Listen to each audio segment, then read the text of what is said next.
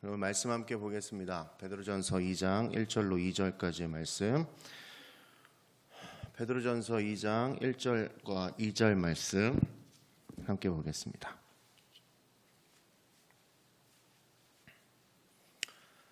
네, 베드로전서 2장 1절 2절 찾으신 줄로 알고 우리 함께 읽겠습니다. 그러므로 모든 악독과 모든 기만과 외식과 시기와 모든 비방하는 말을 버리고 갓난아기들 같이 순전하고 신령한 젖을 사모하라. 이는 그로 말미암아 너희로 구원에 이르도록 자라게 하려 함이니라. 아멘. 하나님의 말씀입니다. 네, 오늘 여전히 온라인으로 예배드리고 계십니다만 이게 좀 몸에 익지 않았으면 좋겠습니다. 온라인으로 예배드리는 것이 이렇게 좀 습관이 되지 않았으면 좋겠고, 이것이 좋구나가 아니라 어서 빨리 예배실로 가서 함께 예배드렸으면 좋겠다로 남았으면 좋겠습니다.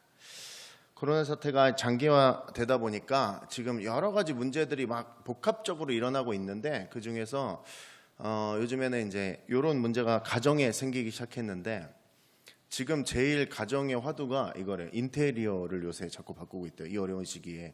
그래서 도대체 왜? 그래서 이렇게 기사를 찾아보니까 집에 있는 시간이 너무 많은 거예요, 가족들이. 그러니까 집이 답답한 거죠. 그러니까 새롭게 막 꾸미고 싶은 거예요.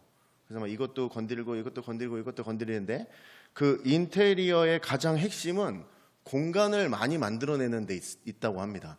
그러니까 공간이 있어야 무슨 물건을 옮기든 배치를 다시 하는데 공간이 없으면 불가능하잖아요. 그래서 공간을 만들어내기 위해서 뭔가를 버려야 된다는데, 이게 요즘에 이제 화두라 그래요. 그 뭔가를 버린다는 게 굉장히 어려운 일이다라는 거죠.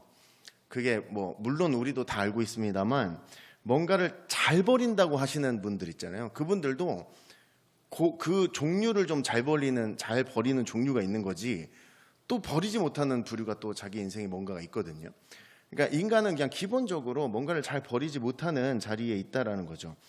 과감하게 그것들을 버리고 가볍게 살기 운동을 지금 하고 있다 그래요. 그래서 이제 좀 1년 동안 입지 않은 옷은 안 입는 거다, 버려라, 뭐 이렇게 이제 하고 있다고 하는데, 간혹 여러분 TV 보시다 보면 이제 막 쓰레기마저도 모아가지고 막 집안에 발 디딜 틈이 없는 이제 그런 걸 저장 강박이라 그러는데, 그 강박에 걸린 사람들을 보면서 좀 답답하고 한심하다는 생각을 할 때가 좀 있어요. 어떻게 저렇게 살까라는 생각을 할 때가 있는데, 가만히 더 자세히 생각해 보면 그 저장 강박을 가진 사람과 그렇지 않은 사람의 차이가 어떤 정도의 차이일 뿐이고, 방향성은 바꾸지 못한 게 아닌가라는 생각을 해요. 그러니까 결국 버리지는 못하는데 나는 쓰레기까지는 이렇게 모으지 않는 편인 거죠. 나는 이것까지는 또 모으지 않는 편이고, 난 요거에서만, 저 사람들은 다 모으는 거고, 그 차이가 있을 뿐이지 방향성에서는 이제 거의 똑같지 않나. 그래서 그 찾아보면 잘 버리는 병은 없답니다. 그냥 모으는 병만 있다는 거예요. 모으는 게 정신적인 문제라는 거예요. 그러니까 인간은요, 기본적으로 버리지 못하는 습관이 있다는 거예요. 그 인간의 마음속에 무언가, 내가 소중히 여기는 것, 그리고 내가 버릴 수 없는 무언가, 놓을 수 없는 무언가가 우리 인간에게 있다라는 것이죠. 우리가 읽었던 2절, 우리 베드로전서 2장 1절 2절 말씀은 영적으로 우리가 자라나는 데 있어 먼저 버려야 된다라고 말씀은 적고 있습니다. 버리는 것을 우선하고 있어요. 악독, 기만, 또 외식과 시기와 모든 비방하는 말을 버리고. 근데 여러분 이거 들어보면 이게 좋은 게 하나도 없잖아요. 악독, 외식, 시기, 모든 비방하는 말, 이게 뭐 인생에 좋은 게 아무것도 없잖아요. 구원을 얻기에는 오히려 더 어려운 그런 것들이라, 우리가 딱 보기에 이게 쓰레기 같은 것들이니까 이건 버려야 돼라는 생각을 쉽게 한다는 거죠. 그죠? 우리도 이 말에 있어서 무슨 반대할 말은 없잖아요. 이것도 버리고, 맞아, 이거 버려야지, 이런 생각을 해요. 나쁜 거니까.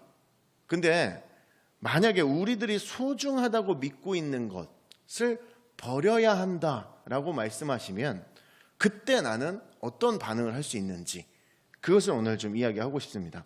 악한 건 당연히 버린다 그러겠죠. 나쁜 거는 버려야 된다고 이야기하겠죠. 근데 만약에 세상적인 욕심을 버려야 된다라고 이제 예수님 많이 말씀하셨는데, 그 세상적인 욕심을 버려야 된다면 우리는 과연 얼마까지 그 세상적인 욕심을 버릴 수 있겠습니까?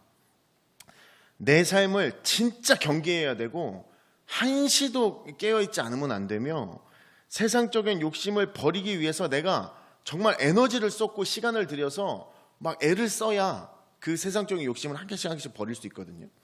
그러니까 그렇게까지 하면서 내가 세상적인 욕심을 버리려고 했는가라는 이야기를 하고 싶은 거예요. 만약에 이런 거예요. 내가 누군가를 미워해요. 그러면 내 마음속으로 나 이제 이 사람 안 미워해야지 한다고 해서 그것을 이제 참는다고 해서 궁극적으로 내가 그 사람을 왜 미워하게 되었는지는 생각하지 않고 나 이제 미워하지 말아야지 라고만 한다는 거죠. 무슨 얘기냐면 누군가를 미워하고 있으면 그 환경에서 내가 빠져나와서 그 환경과 전혀 반대되는 곳에 가서 그를 사랑할 마음을 찾아야 하는데 우리는 그 환경 그대로 그 상황 그대로 두고 내가 저 사람을 사랑해야지 라고만 생각한다는 거예요.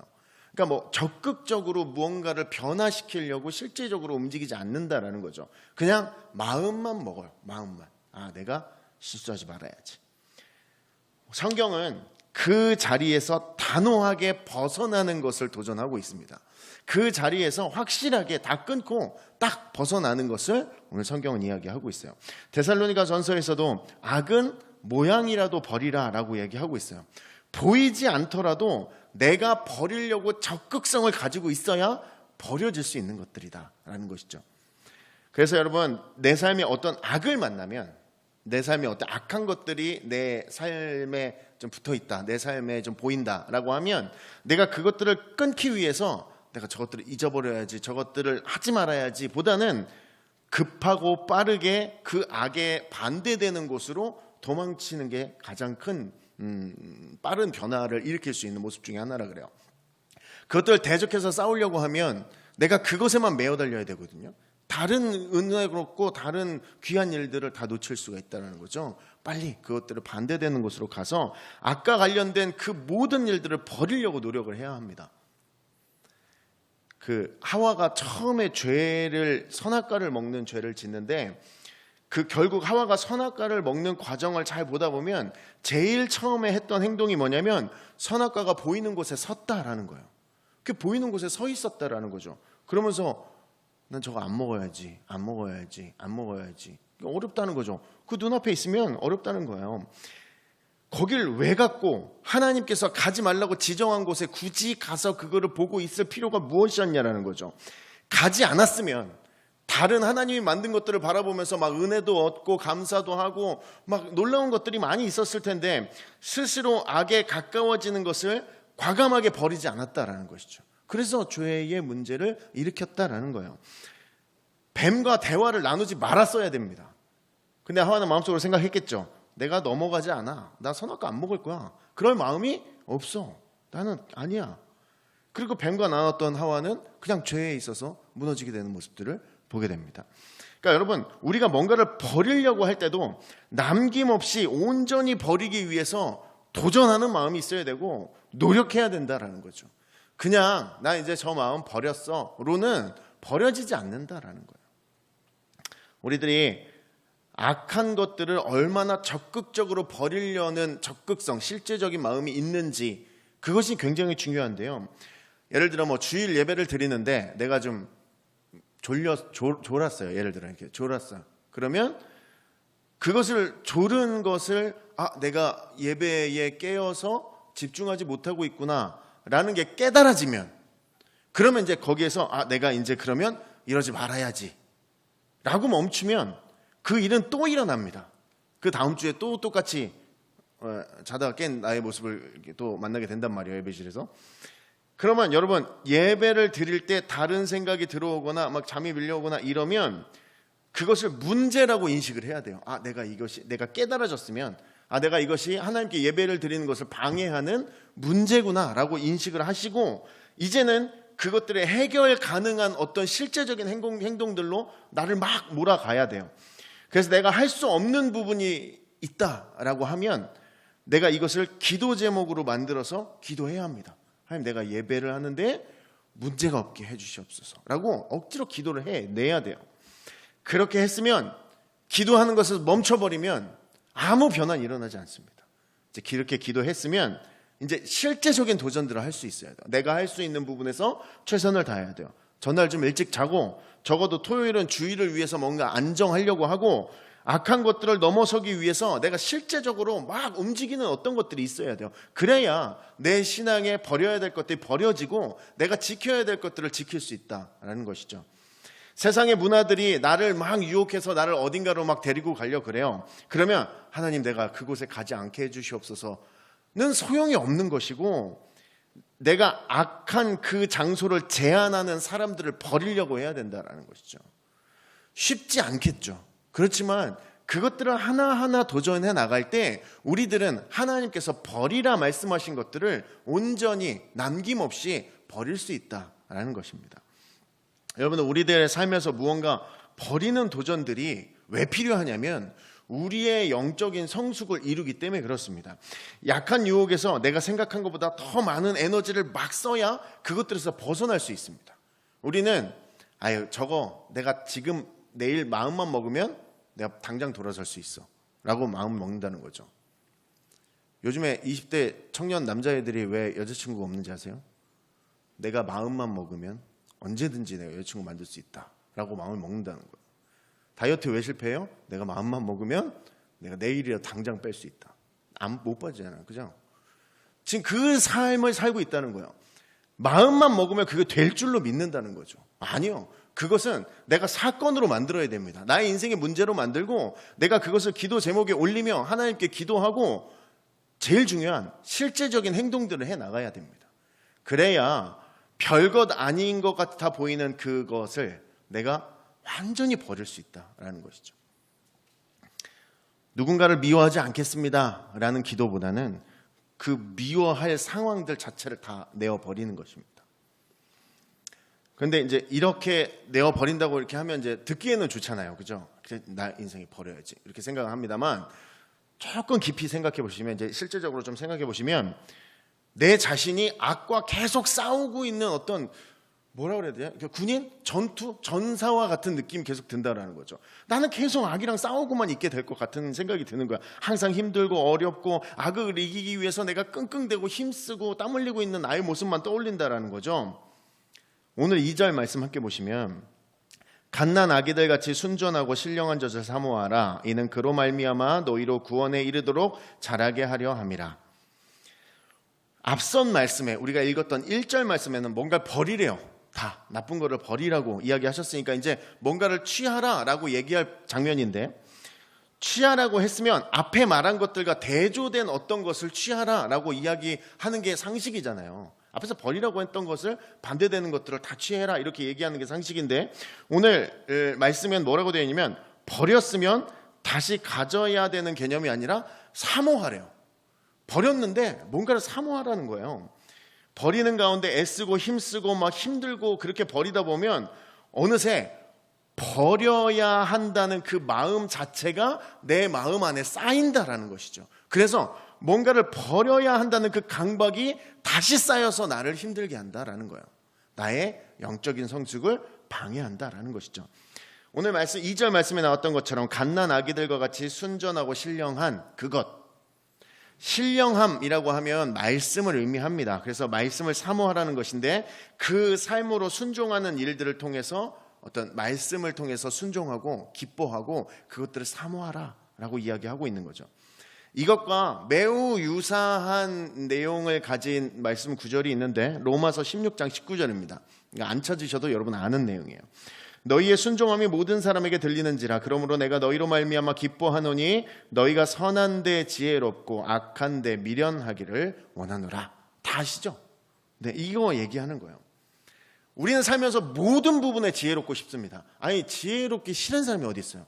모든 부분에 있어 다 지혜롭고 싶죠. 그래서 악에게서조차 내가 더 지혜로워져서 악에 대한 단점과 악의 약함을 잘 연구해서 그것들을 피해 나가려고 할 때가 있다는 거죠. 이건 굉장한 교만입니다.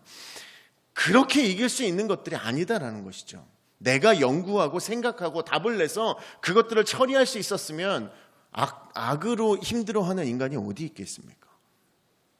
악은 우리보다 더 수가 많죠. 지혜롭고 능력이 있습니다. 우리가 악에 대해 지혜로 악을 이렇게 대항한다면 우리는 반드시 이길 수 없는 자리에 서 있는 것을 깨닫게 될 것입니다. 선한데 지혜로운 것, 이것이 하나님의 은혜를 누리는 우리들의 모습입니다. 선한데 지혜 있는 것이 우리 인생에 더 중요하다라는 것이죠. 세상의 악한 것을 버리려는 막 그것과 싸우고 있는 나의 고통스러운 모습, 힘들고 그거 악을 제거하기 위해서 내가 막 매일매일 고난당하고 있는 그 모습이 아니라 깨어서 적극적으로 도망은 쳐야죠. 악에 반대되는 곳으로 움직이긴 해야 하지만 그것보다 더 좋은 방법은 그것들보다 악한 것들보다 더 좋은 것들을 따라가려는 삶입니다. 내가 악한 것들을 다 치우고 그것들이 여전히 그대로 있으나 내가 이것들보다 더 좋은 것들을 따라가는 삶이 더 중요한 삶이다라는 것이죠.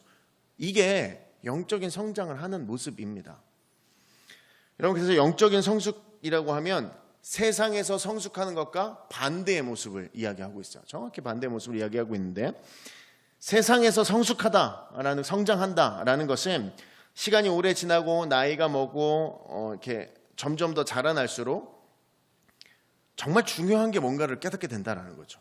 이게 세상이 성숙하는 방법이에요. 나이가 어릴 때는 뭐가 중요한지 잘 모릅니다. 그죠? 그렇게 중요한 게 별로 많지도 않아요.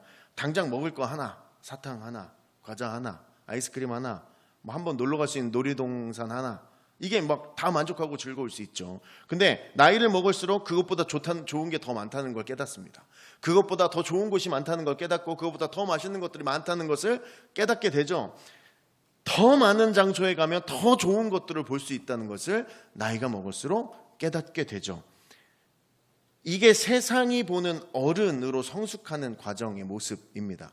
반대로 영적인 성장, 영적인 성숙은 이것과 반대되는 모습을 하고 있는데, 영적으로 성장하면 성장할수록 우리는 어린아이처럼 된다라는 것을 알 수 있습니다. 무슨 얘기냐면 좋은 게 많다는 것을 알아요.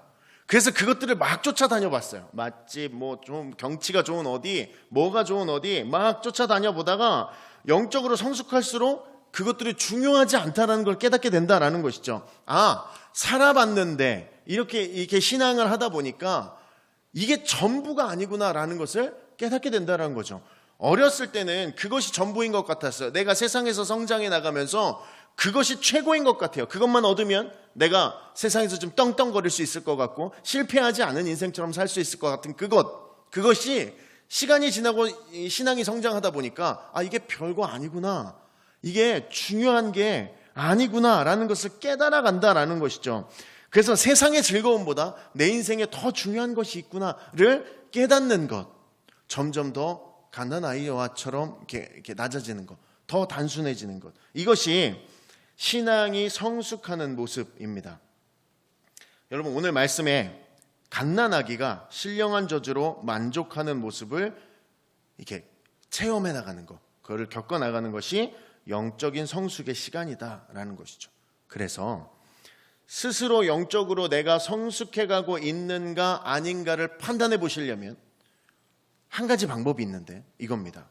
내가 얼마나 단순하게 세상을 살아가고 있는가, 이 질문을 하면 된다 그래요. 이게 뭐냐면 내가 뭔가를 생각하고 결정해야 될 때 조건이 많이 붙으면 내가 영적으로 아직 많이 성장하지 않았다라는 거예요.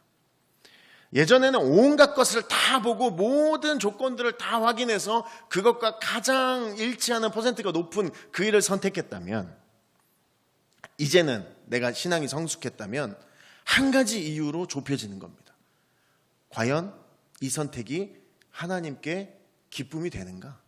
내가 하나님 때문에 결정한 것인가로 점점 그 질문들이 단순화되어진다라는 것이죠.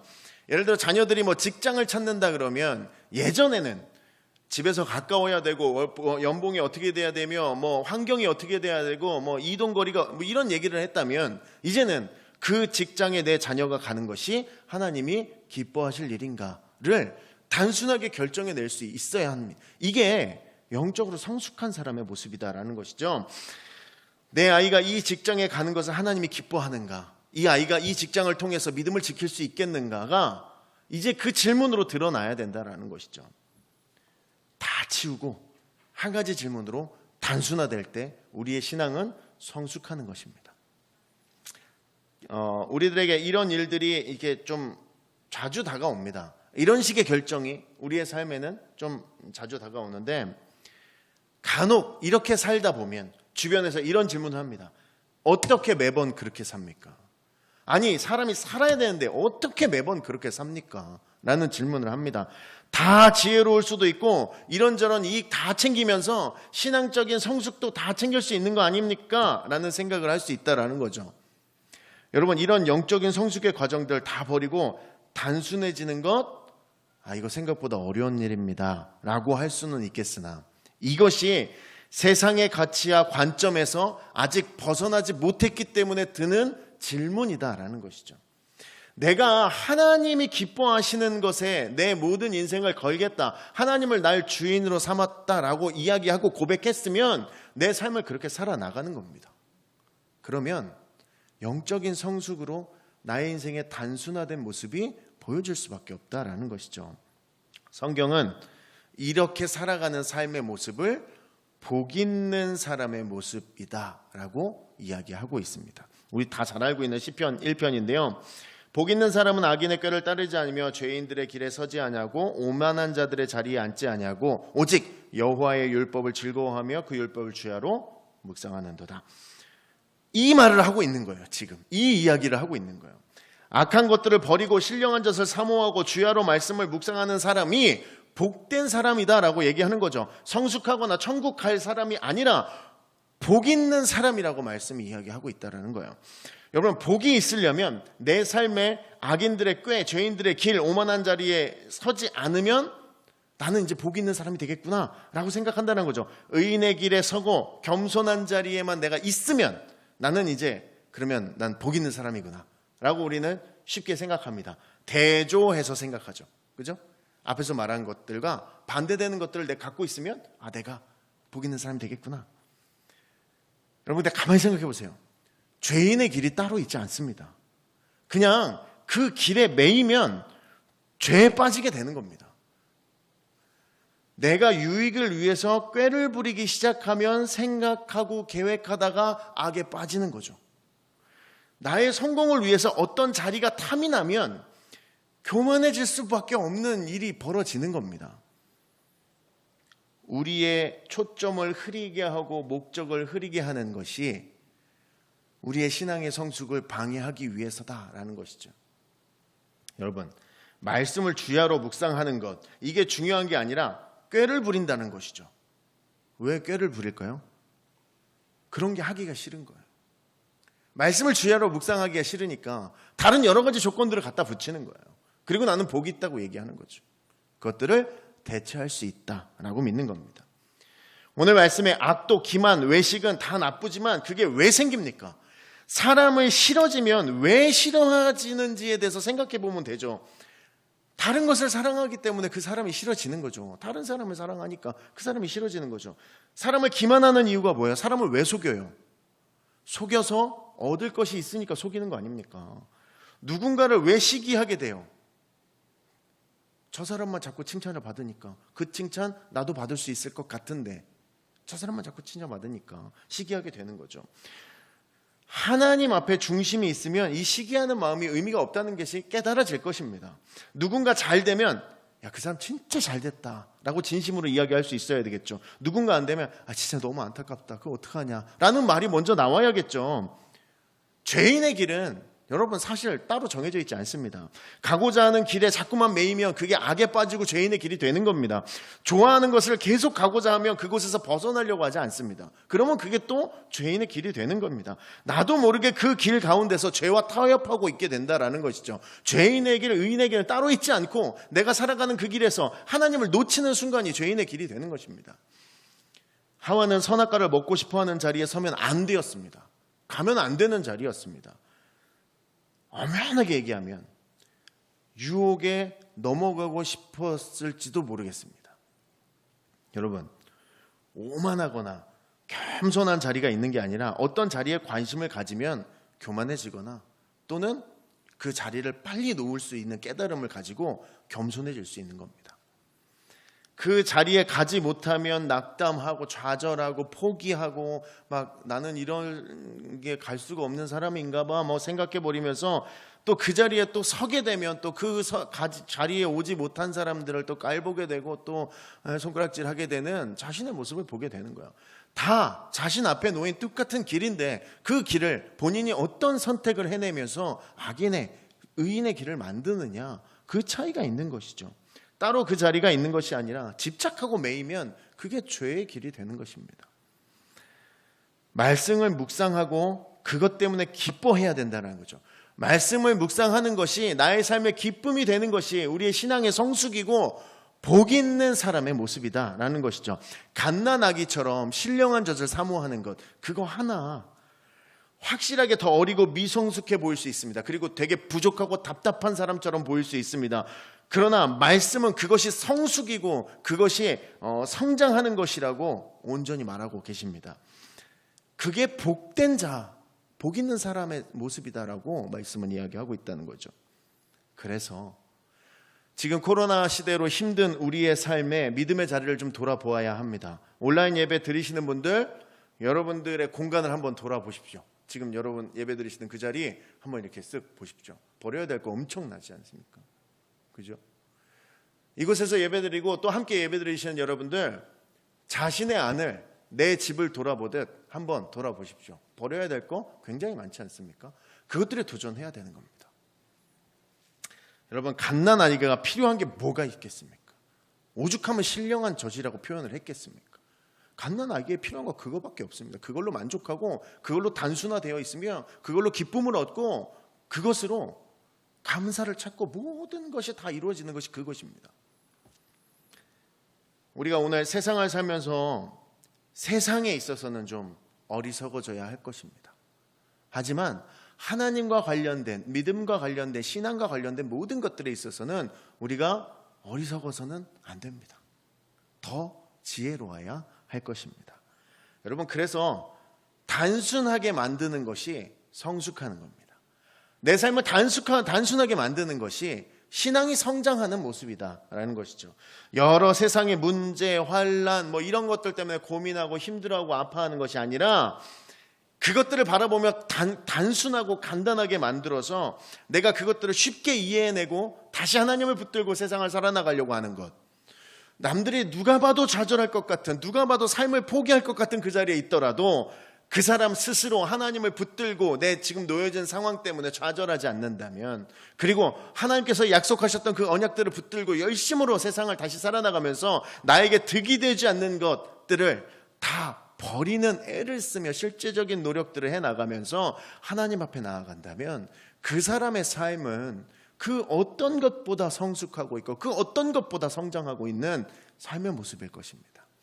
코로나 때문에 사람도 많이 못 만나고 이제는 뭐 여러 가지 인간관계도 많이 어려워지고 있다고들 하는데, 여러분들 그 가운데서도 포기하지 않으셔야 할 것은 나의 믿음이 흔들리고 있지 않는가, 계속해서 관심 가지셔야 합니다. 나의 신앙이 조금 흔들리고 있는 것은 아닌가, 자꾸 내가 옛날 얘기하면서 나 옛날에 그렇게 열심히 했는데로 덮어버리고 있는 것은 아닌지 나의 삶을 돌아볼 수 있어야 합니다. 코로나 때문에 힘들지만 여러분 다시 만날 그날들 기대하시면서 이것들을 기도 제목으로 만들어서 내가 실제적인 도전들 하나하나를 억지로 해나가는 겁니다. 하나님께서 기뻐하실 일이 그것이고 복 있는 사람의 모습이 그 모습일 것입니다. 여러분들 간단하고 단순하게 세상을 처리해서 더욱더 성숙해 나가는 저 여러분 되시길 주의 이름으로 축원합니다.